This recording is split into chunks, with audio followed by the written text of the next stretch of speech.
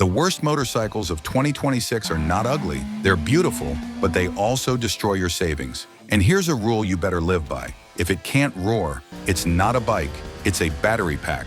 Welcome to the list dealerships don't want you to see. 14 machines you must avoid at all costs. Number 14, the Can Impulse and Origin. If I had to choose between riding this bike or getting a hands-free colonoscopy with the doctor's hands on my shoulders, I'm choosing the doctor. At least he knows what he's doing. Can-Am is back on 2 wheels for 2026 with their electric motorcycles, the Pulse and the Origin. They look futuristic, they look cool, but here is the problem. You are buying into a first-generation electric ecosystem from a company that hasn't built a motorcycle in decades. The issue here is proprietary technology. The battery pack is integrated into the chassis as a stressed member.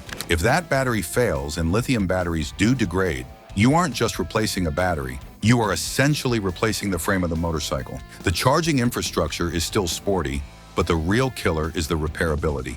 Can-Am dealers are great at working on 3-wheeled spiders and snowmobiles, but high-voltage electric motorcycle diagnostics? That is a whole new ballgame. Furthermore, the price for 2026 has crept up to match premium gas bikes, yet the range is still strictly limiting. You are paying premium prices for a machine that will likely suffer from massive depreciation the moment a better battery technology is announced. It is a throwaway gadget, not a long-term investment. If you drop it on the trail, good luck finding affordable plastic fairings for a brand new electric platform. But if you think electric complexity is scary, wait until you see a bike that decided to have 2 engines instead of 1, doubling your maintenance bill instantly. Number 13, the Kawasaki Ninja 7 Hybrid. This motorcycle is a technological marvel, and that is exactly why you should avoid it at all costs. Kawasaki decided to build the Prius of motorcycles. It has a 450 cubic centimeter gas engine and a 48-volt traction motor. It sounds like the best of both worlds, but in reality, it is a maintenance nightmare. Imagine you have all the maintenance of a regular gas bike, oil changes, valve adjustments, spark plugs, air filters, but you also have the complexity of an electric vehicle, a massive lithium battery, a traction motor, an inverter, and a complex cooling system for the electronics. You have doubled the points of failure. For 2026, the price has nudged upward, making it more expensive than a ZX-6R. Why would you pay super sport money for a heavy, complex commuter that weighs over 500 pounds? The e-Boost feature is a gimmick that gives you a few seconds of leader bike acceleration before the battery drains and you are left lugging around dead weight. If the complex automated manual transmission fails out of warranty, the repair bill will likely exceed the value of the bike. It is a machine designed by engineers, not riders. It answers a question nobody asked, and it charges you a premium for the confusion. If you're enjoying this video, the like button is right there. Please support us. Also, don't forget to subscribe to our channel so that more videos like this will come your way. Now let's get back to it. Okay, having 2 engines is bad, but owning a bike that literally shuts down features you already paid for, unless you pay a subscription, is downright criminal. Which brings us to this. Number 12, the KTM 1390 Super Adventure. As Evo, KTM makes incredible performance machines. They are fast, aggressive, and capable. But for 2026, they have doubled down on a business model that should be illegal: demo mode. You buy this $22,000 motorcycle. It comes with a massive touchscreen dashboard, radar cruise control, and a quick shifter. For the first 1,500 kilometers, everything works perfectly. You love it. And then the features disable themselves. The quick shifter stops working. The heated grips turn off. The advanced electronics go dark. Why? Because you didn't pay the extra fee to unlock the hardware that is already installed on your bike. This is referred to as software as a service, but riders call it extortion. For the new model year, the base price has increased, yet they still play these games. Beyond the software, the 1390 engine is a beast, but it is a complex beast. The camshaft variable valve timing system adds moving parts to the cylinder head. While reliable so far, if it goes wrong, it is an engine-out procedure. The cost of the 18,000-mile major service at a KTM dealership is now approaching $2,000. You are paying Porsche prices for a dirt bike service. Did you ever consider buying an electric motorcycle? Let us know if ever would own one. And if not, and you would like to go Italian, make sure to avoid the next one. Number 11, the MV Agusta Brutale 1000 RS. MV Agusta makes the most beautiful motorcycles on the planet. They are rolling sculptures. But owning one in 2026 is like dating an angry Italian supermodel who sets your house on fire every Tuesday. It is exciting but destructive. The new model year brings slight updates to the electronics, but the fundamental problem remains, and it's the dealer network. It is almost non-existent in many parts of the world. If you need a specific sensor or a proprietary gasket, you could be waiting months for parts to ship from Italy. Meanwhile, your $28,000 machine is gathering dust in the garage. The engine is a screaming inline four, but it is tightly packed into the chassis. Simple jobs like changing the coolant or reaching the spark plugs require removing significant amounts of bodywork.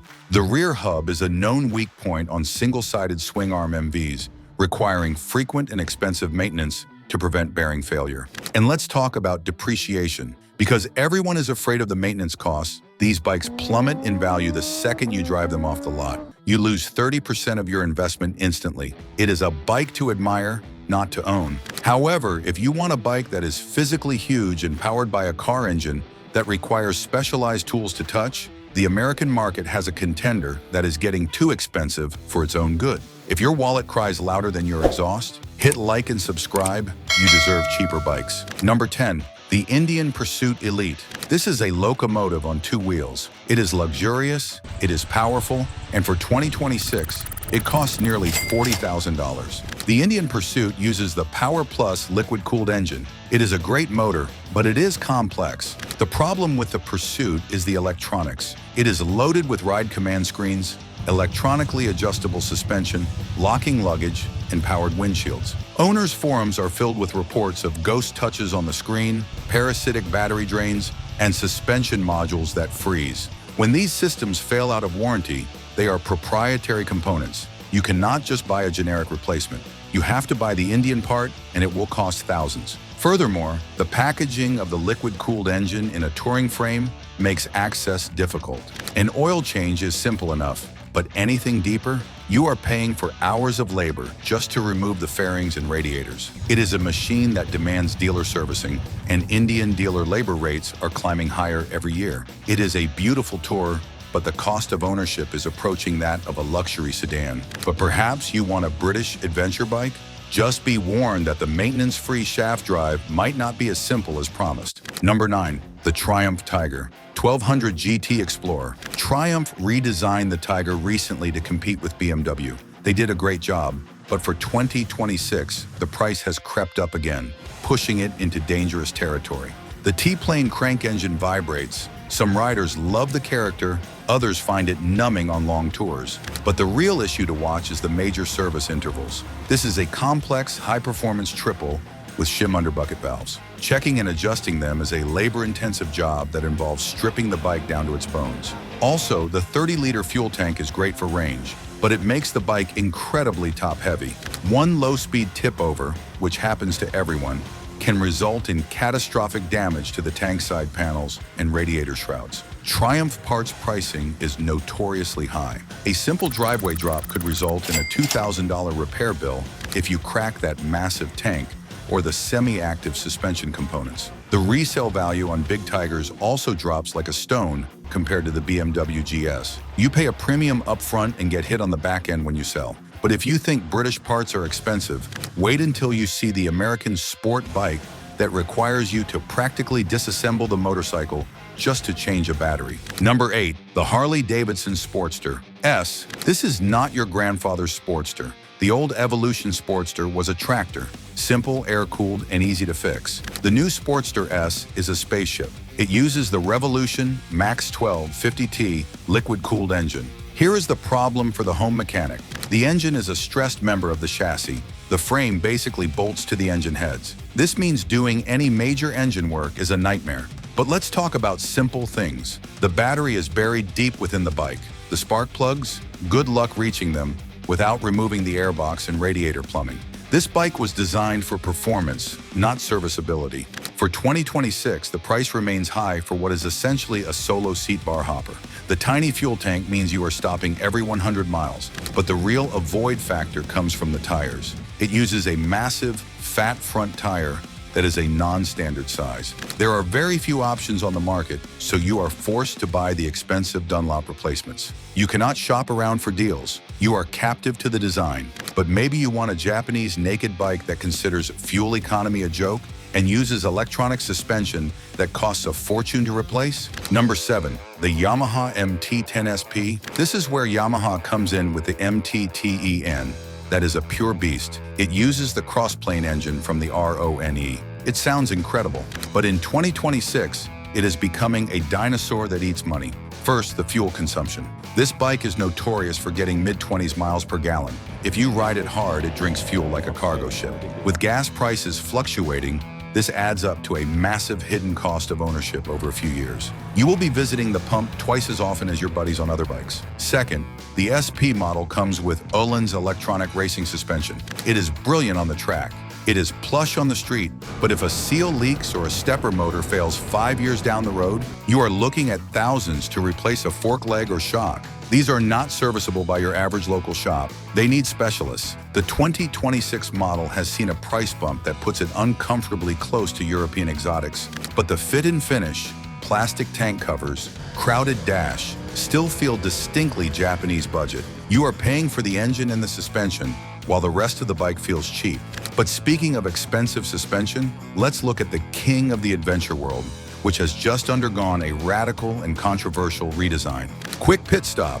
Kindly pause the video for a second. We are halfway through the list of financial mistakes, and I have a serious question. Are you a wrencher who fixes their own bikes? Or are you a writer of checks at the dealership? Tell me in the comments below. Does complexity scare you? Or do you just pay someone to make the problem go away? Okay, helmet back on. Let's get back to the wallet-draining action. Number 6, the BMW R1300 GS Adventure. The king has been dethroned by its own complexity. The new AR 1300 GS is a technological marvel, but for the adventure model in 2026, BMW has gone too far.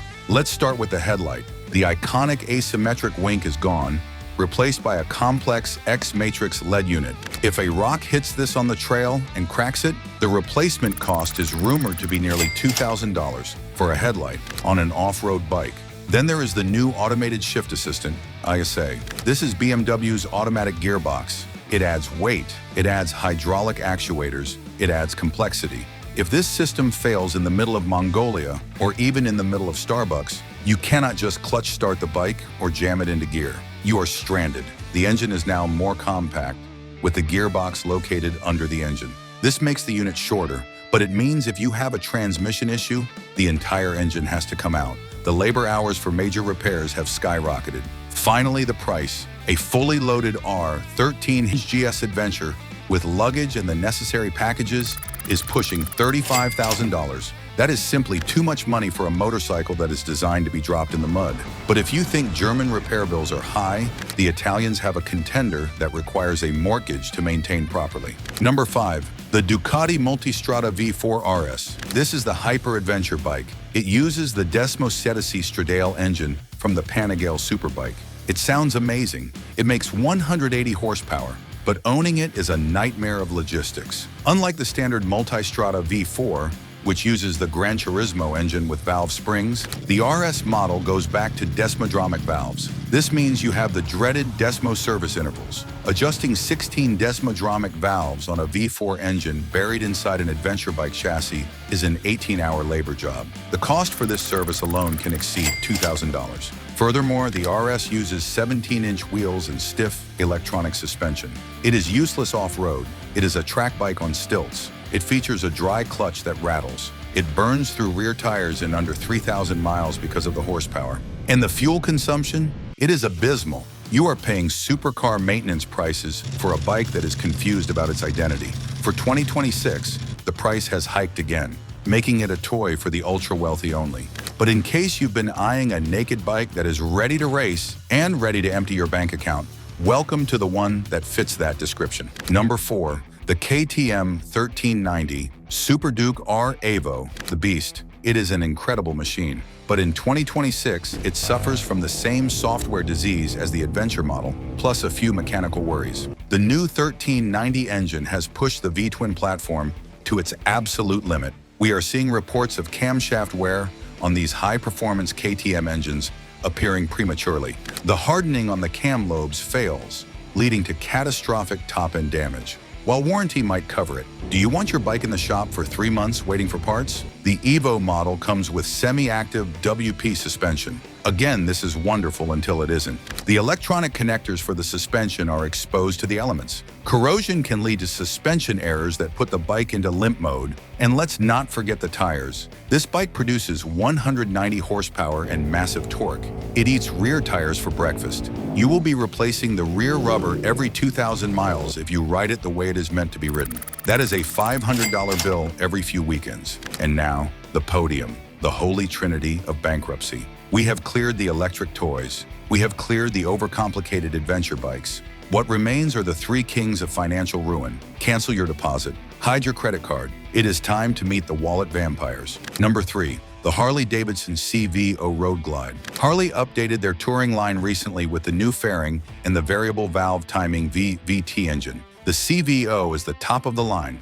For 2026, the price is nearing $45,000. The issue here is the VVT system on the Milwaukee 8 121 engine. This adds a level of complexity that the old pushrod engines never had. The VVT phaser on the cam gear is a moving part that is buried deep in the engine. If it fails or gets stuck, the bike loses power and efficiency. But the real reason to avoid the CVO is the paint and bodywork. These bikes feature elaborate, multi-stage paint jobs. If you scratch a saddlebag or chip the fairing, you cannot just touch it up. You cannot just buy a painted part off the shelf easily. You often have to replace the entire component at an astronomical cost, or find a custom painter who charges thousands to match the factory flake. And the screens. The massive TFT dashboard is the nerve center of the bike. If that screen delaminates or fails, which happens on automotive screens, exposed to the sun, the bike is bricked. You cannot see your speed, your fuel, or change ride modes. Replacing that module is a 4-figure job. But if you want pure speed, the next bike is a race-bred machine that is simply too fragile for the street. Number 2, the Aprilia RSV4 Factory. The RSV4 is a legend. It has won world championships. It sounds like a MotoGP bike, but buying a new one in 2026 is a gamble. Aprilia has struggled with heat management on the V4 engine for years. In stop-and-go traffic, these bikes cook. The heat degrades the wiring harness over time, leading to electrical gremlins that are impossible to diagnose. Then there is the issue of valve springs. The high-revving 1100cc engine puts immense stress on the valve train. Broken valve springs are a known issue that can drop a valve into the cylinder, destroying the engine instantly. And finally, parts availability. Aprilia is a small factory. If you crash or a part fails, you could be waiting 6 months for a replacement from Italy. In the middle of riding season, that is a death sentence for your enjoyment. The depreciation on these bikes is also staggering. You lose nearly half the value in 3 years because the second-hand market is terrified of the maintenance. But the number 1 bike to avoid is a shocker. It is a beloved icon that has been updated, but the update is actually a betrayal of everything the bike stood for. Number 1, the Ducati Panigale V4S. New generation. For 2026, Ducati has updated the Panigale, and they made a massive mistake. They removed the single-sided swing arm. For decades, the single-sided swing arm was the signature of the high-end Ducati Superbike. It was beautiful, it was exotic. For the new model, they switched to a double-sided swing arm. They claim it is for stiffness and performance, but everyone knows it is cheaper to manufacture. So here is the reality. The price has gone up, now starting over $33,000 for the S model, but the bike looks less premium. It looks like a Honda or a Yamaha from the rear.